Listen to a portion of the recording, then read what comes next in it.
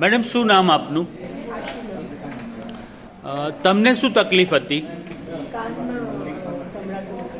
કેટલા ટાઈમથી આવું હતું?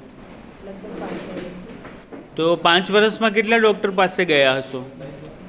3-4 ENT દેખાડ્યું તો બધાએ કીધું કે ઓપરેશન કરવું પડશે. ઓપરેશન બહુ રિસ્કી હતું એટલે મારી હિંમત નથી કરતી. ઓકે. એટલે પછી વિચાર્યું કે હિયરિંગ એડ. ઓકે. તો આજે તમે ક્યાં આવ્યા છો? આજે હું બી ઇયર કેરના સેન્ટરમાં આવી છું નવસારીમાં. સારી. તો આજે તમે ટ્રીટમેન્ટ ચાલુ કરી, તમારી દવા આજે ચાલુ થઈ, આજે તમને કેવું ફીલ થાય છે?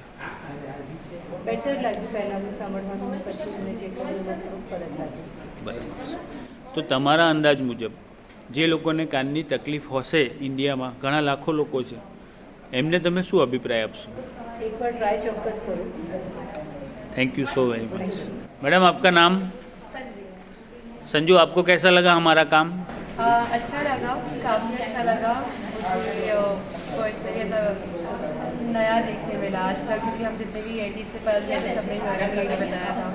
बराबर. So it was new. मतलब कुछ नया डिफरेंट देखा आज आपने. हाँ, डेफिनेटली. तो आपके हिसाब से जिन लोगों को कान की दिक्कत है, सुनने में दिक्कत है, उनको हम पे ट्रस्ट करना चाहिए कि नहीं? हाँ, डेफिनेटली. जैसा मेरी मम्मा ने कहा, एक बार ट्राई करना चाहिए, बिकॉज साइड इफ़ेक्ट्स नहीं है सबसे बड़ा जो प्लस पॉइंट है. Right. सो एक बार डेफिनेटली ट्राई करना चाहिए. Thank you so very much.